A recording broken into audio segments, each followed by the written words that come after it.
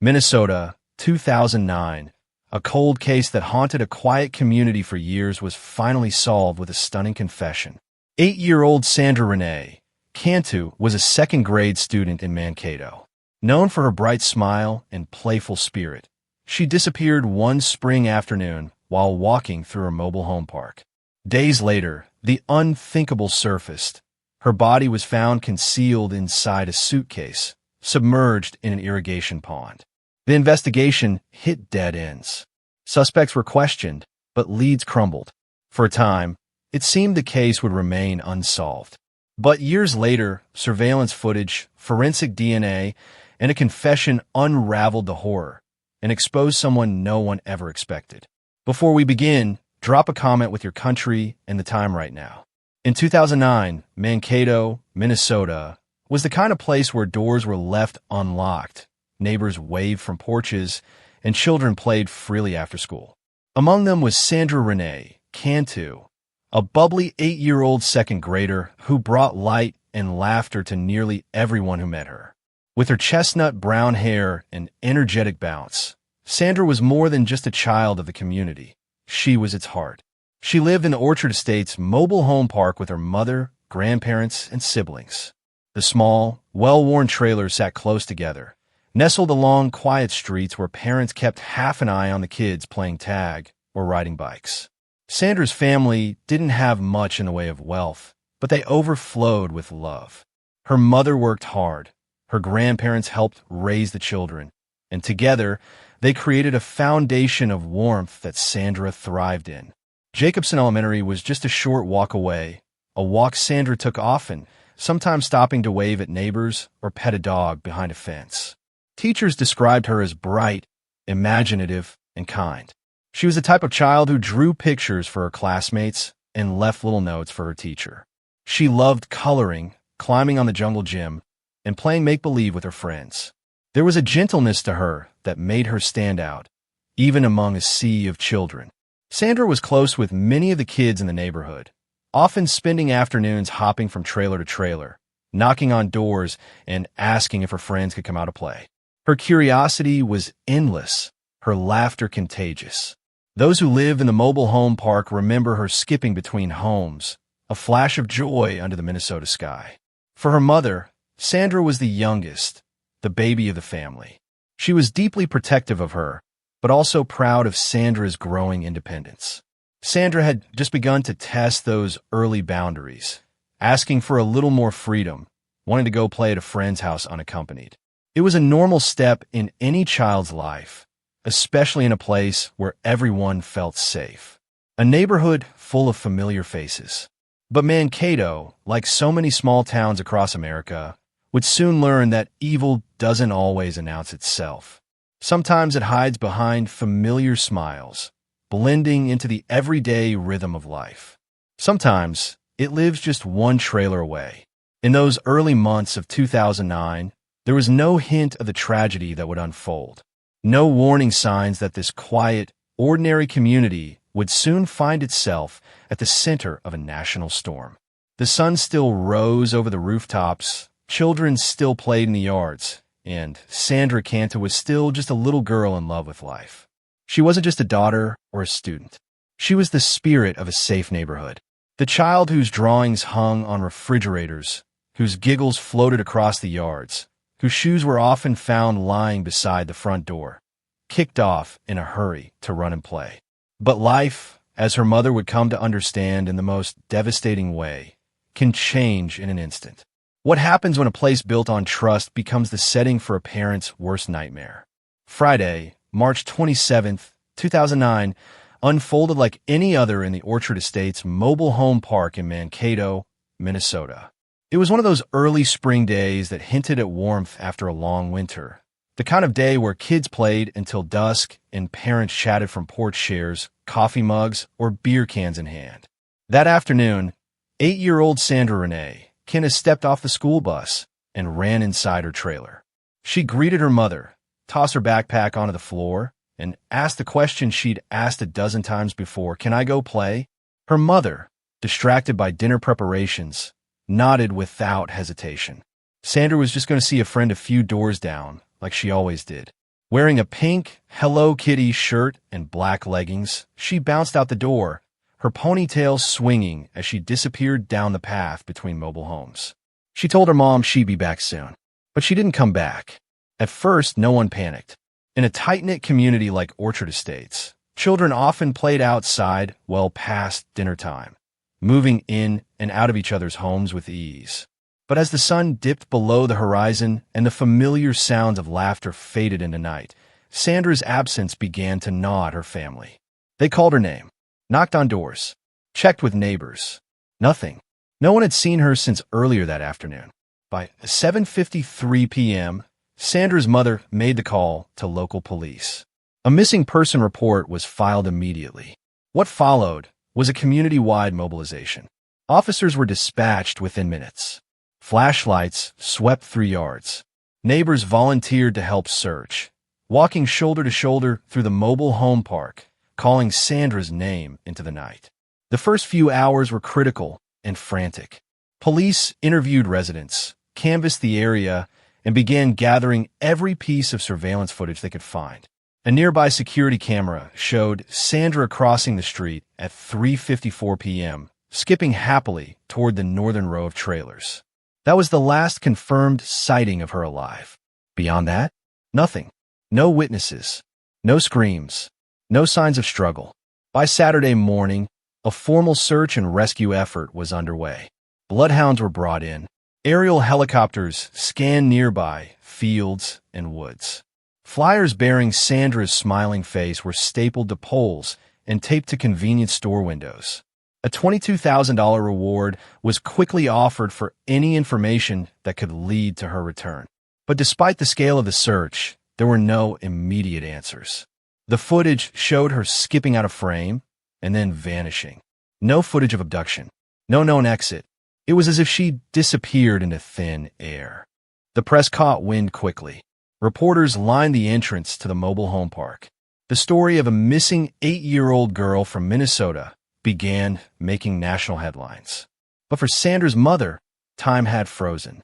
Her child had been gone for less than 24 hours, but every passing minute stretched into unbearable torment.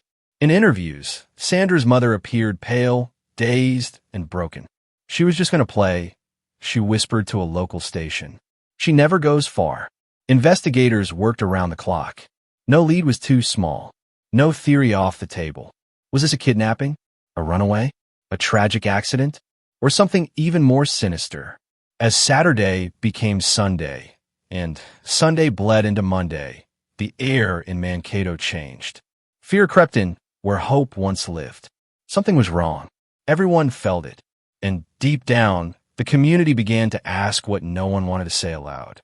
What did police find in the hours and days that followed her disappearance? 10 days after Sandra Cantu vanished from her quiet Minnesota neighborhood, the search came to a devastating end.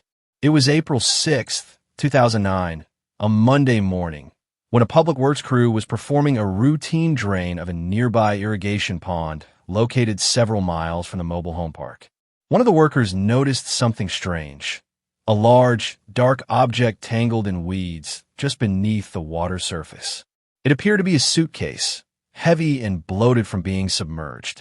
They pulled it out and unzipped it. What they found would send shockwaves through the entire community. Inside the waterlogged suitcase was the body of 8-year-old Sandra Renee Cantu. She had been folded into the space like cargo. Her pink shirt and black leggings were still intact. Her small body had been forced into the case with a level of callous calculation that sickened even the most seasoned investigators. Police arrived at the scene within minutes, followed by medical examiners and forensic teams. The area was sealed off. Word traveled fast. Whispers among first responders, murmurs over radios. By afternoon, the news was official. Sandra had been found, but the details were worse than anyone had prepared for. The autopsy confirmed everyone's worst fears. Sandra had been the victim of a brutal crime. The cause of death was asphyxiation, likely from a makeshift noose found tied around her head. But there was more. Evidence of blunt force trauma was present. Bruising on her body, a laceration to her lip, and an abrasion on her elbow. Forensic scientists also found traces of alprazolam, a sedative, in her bloodstream, indicating she had been drugged before her death. Even more disturbingly, injuries consistent with sexual assault were identified. Investigators would later discover that the object used to harm her was a rolling pin, one that would become a key piece of evidence in the days ahead. To say the community was horrified doesn't do it justice. Mankato, a town built on familiarity and faith, was shaken to its core. Parents held their children closer. Schools reinforced safety measures. Rumors swirled. Who could do this? Was it someone from outside? Or worse, someone among them? The nature of the crime was chilling, not just for its brutality, but for its deliberate, staged execution. Sandra hadn't just been killed. She had been hidden, transported, and discarded like an object. Whoever had done this had taken steps to cover their tracks. This wasn't random. This was personal, calculated. Investigators immediately turned their attention back to the mobile home park. The proximity of the pond, the timing of Sandra's disappearance, and the method of disposal all suggested a killer who was familiar with the area. Someone who knew when and where to hide, and how to do it without being seen. Evidence collected from the suitcase, hair fibers, fabric samples, and water contamination were rushed to the crime lab. Detectives began re-examining earlier interviews. Anyone who had interacted with Sandra in the days leading up to her disappearance was brought back in for questioning. There were no easy answers and no clear suspects. The surveillance footage still showed Sandra skipping across the street. But what happened after she moved out of frame? The town mourned. Vigils were held. Candlelight flickered outside Jacobson Elementary. Stuffed animals and handwritten notes lined the fence outside the park. But beneath the grief was fear. Because if a child could be taken, assaulted, and murdered in broad daylight, then anyone could be next.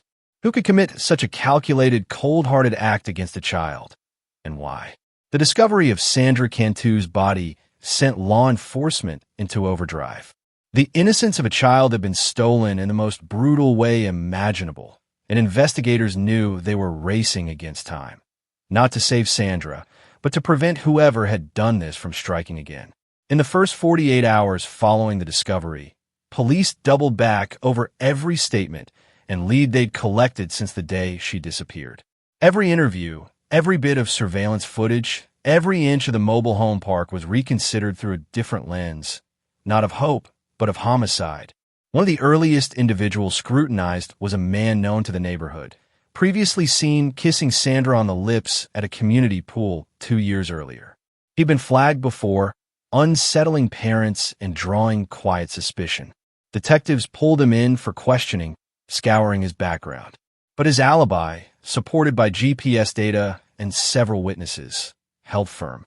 No evidence linked him to Sandra's murder. He was cleared, but not forgotten. In cases like this, no one was truly off the board until justice was served. Canvassing continued through the mobile home park, trailer by trailer. Interviews were conducted again, this time with sharper questions and less patience.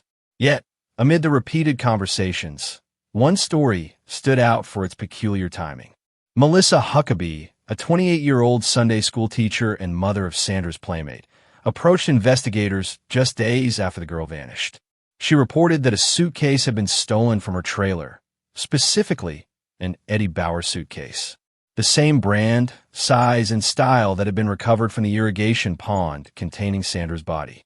It was an odd detail, too specific, too coincidental. But investigators, still without concrete evidence, noted it and moved on. Then came the note. Huckabee approached police again, this time claiming she'd found a handwritten message left outside a local church. The note, riddled with spelling errors, read, "Cantu locked and stolen suitcase. Thrown in water on Becketty Road and Whitehall Road. Witness." The location? It matched the exact intersection near the pond where Sandra's body had been discovered. Melissa Huckabee, in that moment, went from neighbor to potential lead. Her emotional state was described by officers as agitated and erratic. She cried, hyperventilated, and insisted she only wanted to help. Yet detectives couldn't ignore the bizarre chain of coincidences.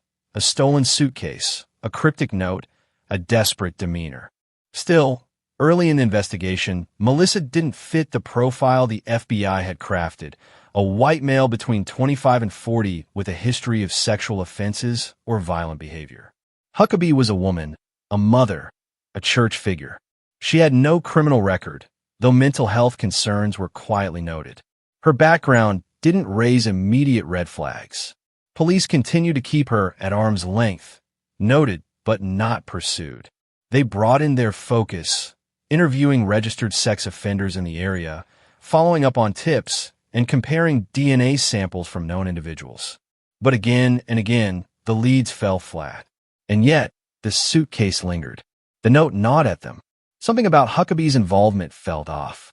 Why would someone invent a story about a stolen suitcase? Why would they be the first to find a note revealing Sandra's location?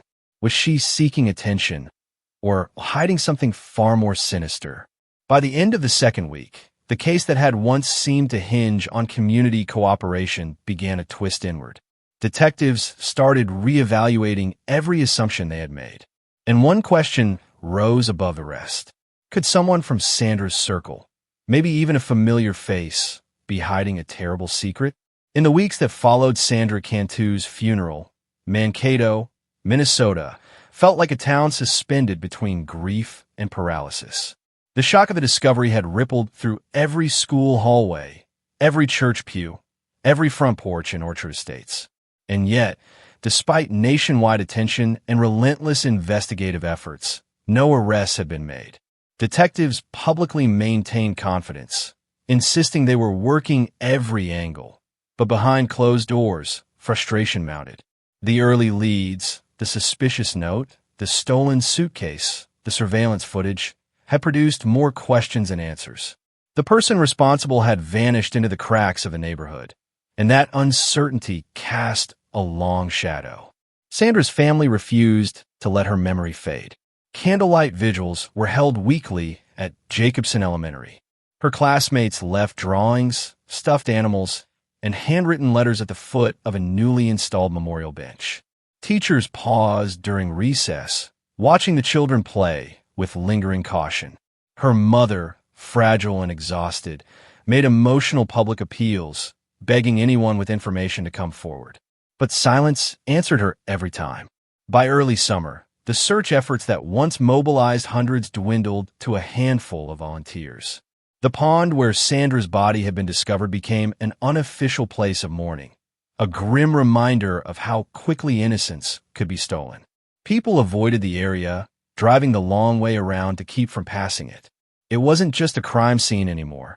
It had become a wound in the landscape. Inside the Mankato police station, the case reached a painful plateau. Detectives pinned timelines and photos across a dedicated cold case board. They rewatched interviews. They revisited surveillance footage frame by frame.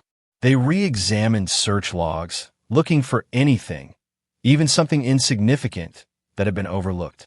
But with each passing week, leads evaporated. The once steady inflow of tips dried up completely. The community, exhausted by fear and grief, simply stopped talking. Journalists moved on. National media lost interest. The case that once dominated the news cycle became another unresolved tragedy slipping out of public consciousness. For Sandra's family, the passage of time made the loss sharper, not softer. Birthdays came and went. Holidays felt hollow. Her empty seat at the dinner table was a daily reminder that closure remained painfully out of reach. Her mother often sat in Sandra's room, surrounded by dolls and unopened coloring books, unable to accept that the vibrant child she once tucked into bed had been taken from her in such a monstrous way. Yet in the quiet corners of the investigation, some detectives refused to let the case fade. They believed someone in the community knew more than they were saying. They believed the crime itself, as deliberate and staged as it was, had left behind clues still waiting to be interpreted. Forensic specialists revisited the suitcase and the evidence collected from the pond. There were still fibers, chemical traces, and imprints that might hold answers. But technology at the time provided only shadows, nothing definitive enough to secure an arrest. Still, These unanswered questions kept the case alive behind the scenes. Even as the official investigation slowed, a handful of investigators continued working the case quietly during breaks, after hours, and in the dim glow of desk lamps long after sunset. They were driven by something deeper than professional obligation, a sense of duty to a child who had been robbed of her future. But the question hovering over the case was the same one haunting the family. What would finally break this open? The truth seemed buried beneath layers of confusion, deceit, and unfinished clues. And then, months later, a new possibility emerged, one not based on memory, witness statements, or luck. It came from science. Would science, not memory, become the key to unlocking the truth? Months after Sandra Cantu's murder had gone cold, a quiet but determined effort was underway. Not on the streets of Mankato, but inside the sterile, humming corridors of a forensic laboratory. It was here, far removed from the raw emotion of the crime scene, that science began to speak. Investigators had never stopped looking at the physical evidence. Among the items cataloged and preserved was the suitcase Sandra's body had been found in. Also collected, a rolling pin discovered inside the kitchen of the local church where Melissa Huckabee, the Sunday school teacher and mother of Sandra's friend, volunteered. Initially, the rolling pin seemed out of place in the investigation. But now, with time to reanalyze everything, forensic technicians noticed something strange. One handle was bent. On closer inspection, a faint red smudge caught the eye of a technician. Under testing, it was confirmed to be blood, and more than that, DNA tests revealed it belonged to Sandra. The revelation was chilling. The rolling pin had been used as a weapon, and now it was directly linked to Sandra inside a church tied to Melissa Huckabee. More alarm bells rang when toxicology reports were revisited. Sandra's autopsy had confirmed the presence of alprazolam, a prescription sedative commonly used to treat anxiety. It wasn't typically prescribed for children. Investigators had questioned how Sandra came into contact with the drug, but without a source, it had remained a question mark. Now, with Huckabee's name resurfacing in connection to the rolling pin, detectives obtained a warrant and searched her home again, this time with deeper scrutiny. Inside her purse, a prescription bottle of alprazolam was found, the same compound present in Sandra's system. It was an undeniable link. But that wasn't all. A retired U.S. Marine and his wife contacted authorities after seeing Melissa Huckabee on the news. They remembered seeing her near the irrigation pond on the evening Sandra vanished. Her SUV parked awkwardly off the road. The witness had asked if she was okay. Huckabee, appearing flustered, told him she had just stopped to use the bathroom. The location, the time, and her demeanor all added up to something more than coincidence. Suddenly, the seemingly odd behavior Huckabee had exhibited, reporting a suitcase stolen, finding a note that revealed the body's location, injecting herself into the investigation, began to take on a much darker tone. Her attempts to appear helpful now looked like efforts to manipulate the narrative. Investigators rewatched surveillance footage from the mobile home park and noticed a subtle but telling sequence. Sandra is seen heading in the direction of Huckabee's trailer. 8 minutes later, Huckabee's SUV appears driving away, the same SUV later spotted near the pond. In parallel, her call to the park manager reporting her suitcase stolen occurred within that same hour. All of it, the DNA on the rolling pin, the matching sedative, the eyewitness account near the pond, and the timeline captured on camera, began to form a web too complex to ignore. Detectives had seen enough. A suspect had emerged, not from outside the neighborhood, but from within. A woman, a mother, a teacher, someone who knew Sandra, who had access to her, and who, beneath the surface, was hiding something monstrous. With evidence in hand and a new narrative unfolding, the case was reopened in full. For the first time in months, investigators felt they weren't just chasing shadows. They had something real, tangible. But one question remained, the most important of all. Would this new web of forensic threads lead to a name and a confession? April 10th, 2009, began like any other in Mankato. Gray skies, cool spring air, and families preparing for the Easter weekend ahead. But by midday, everything changed. The Mankato Police Department held a hastily scheduled press conference. Local reporters, still monitoring the Sandra Cantu case despite the silence, arrived uncertain of what to expect. When the announcement came, it left the entire town stunned.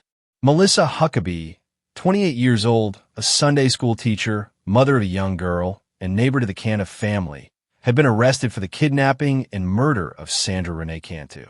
Gasps swept through the gathered press and bystanders. Melissa? The soft-spoken woman who taught Bible lessons, who had stood crying during Sandra's vigil, who had hugged Sandra's mother just days earlier. The same woman who had handed police a note detailing the location of Sandra's body? It was unthinkable, and yet undeniably true. In the days leading up to her arrest, detectives had pieced together the final threads. The DNA on the rolling pin.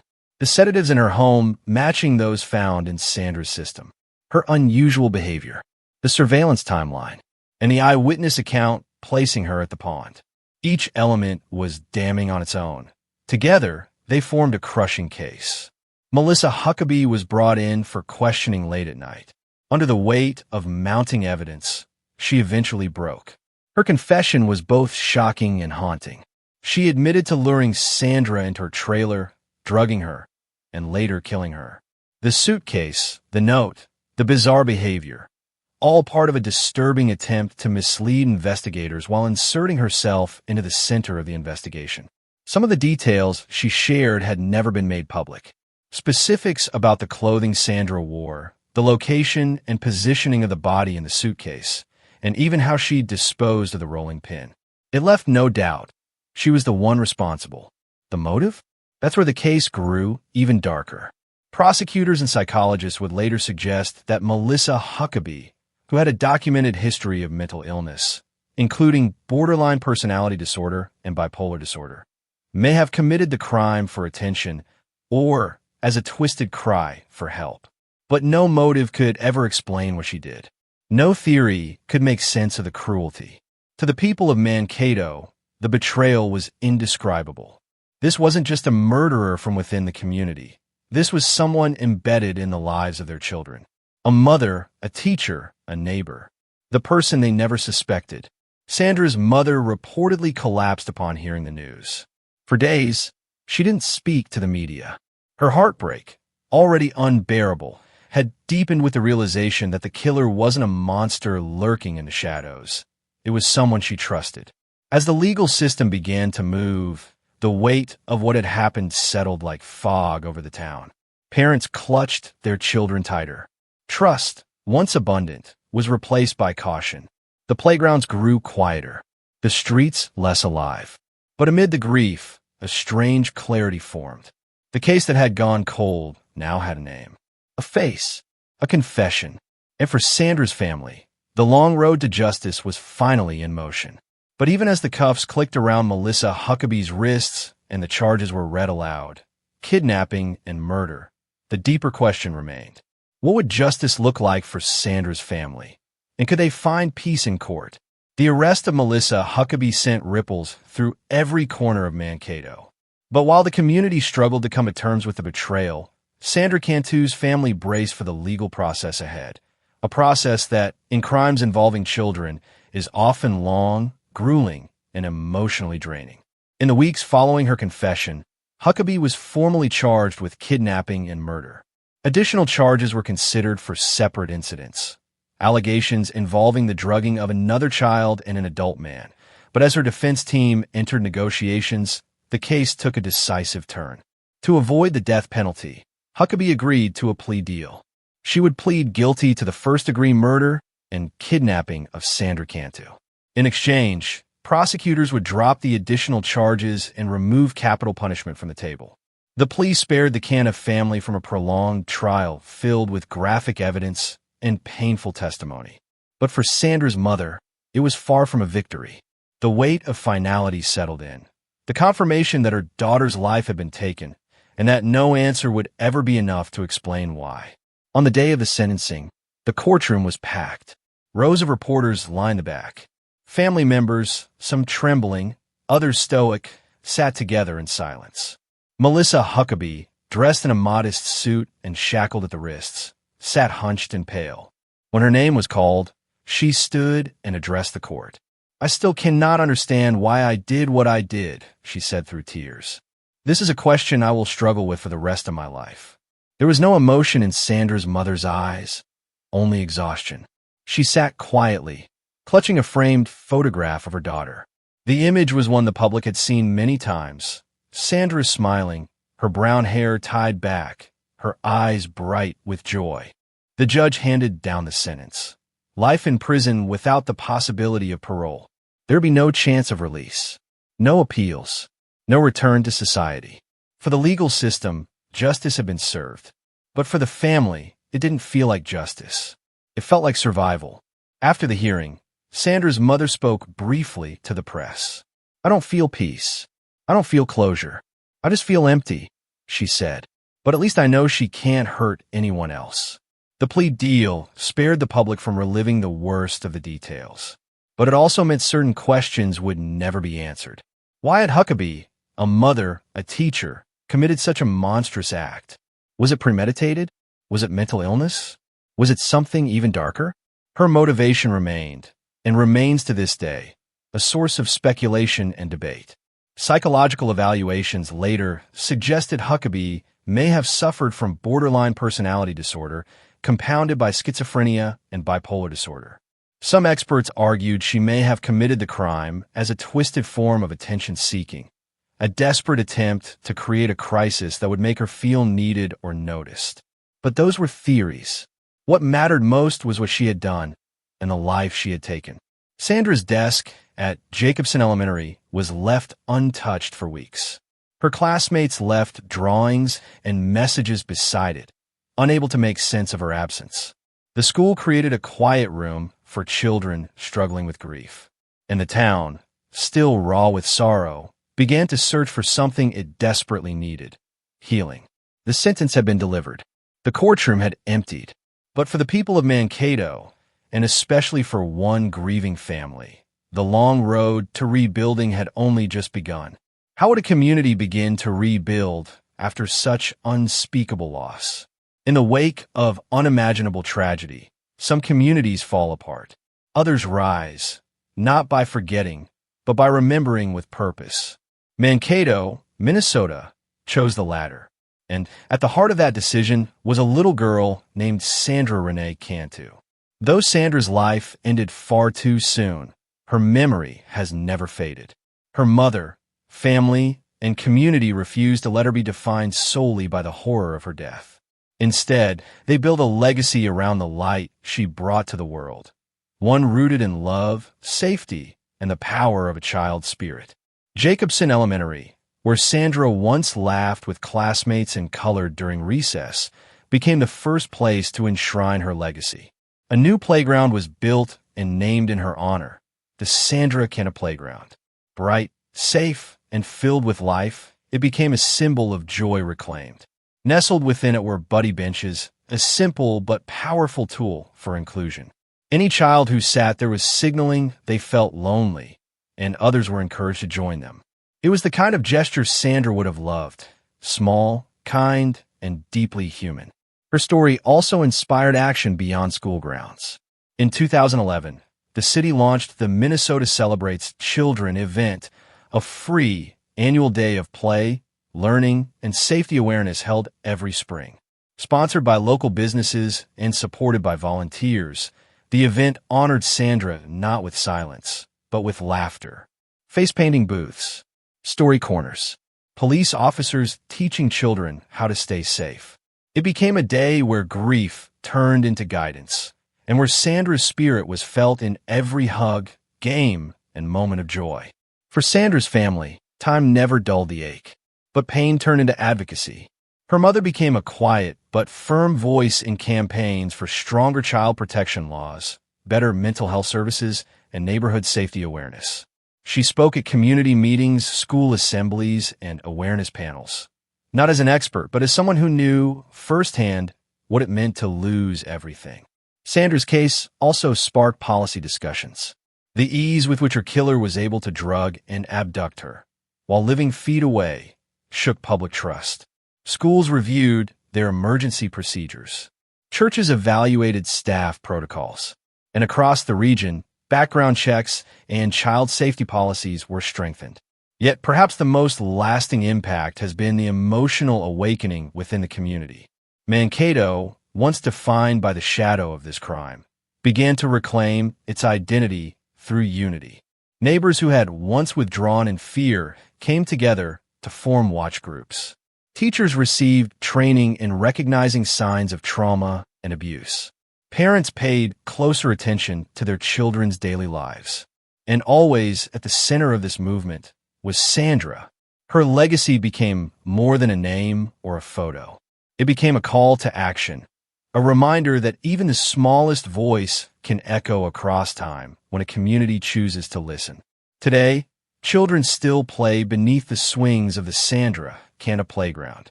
They sit on buddy benches and learn what it means to care. They attend Minnesota Celebrates Children and feel the warmth of a town that chose compassion over despair.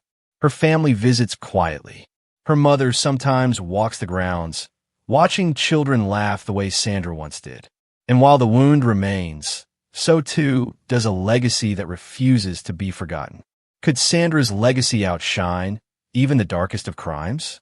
Sandra Renee Cantu was just 8 years old when her life was stolen, but her story endures as a powerful reminder of both the fragility of innocence and the strength of collective grief turned into purpose. Her disappearance, the agonizing search, and the eventual arrest of someone from within her own community shattered the illusion of safety in Mankato. The revelation that Melissa Huckabee, a trusted Sunday school teacher and mother, was responsible, stunned a town that once believed it knew its own. But from this darkness emerged something resilient. Sandra's case was not just about justice in a courtroom. It was about how a community responds to its deepest wound. Through playgrounds built in her honor, community events that celebrate and protect children, and the advocacy efforts of her grieving family, Sandra's legacy became a living force. Her memory did not fade. It transformed into action, education, and awareness. Forensic breakthroughs, tireless investigators, and a mother's unrelenting love ensured that Sandra's voice would never be silenced again. Her story reminds us that even in the face of evil, good can rise, and that justice is not just punishment, but remembrance. If you believe every child deserves safety, drop a candle emoji candle in the comments for Sandra and for all children lost too soon.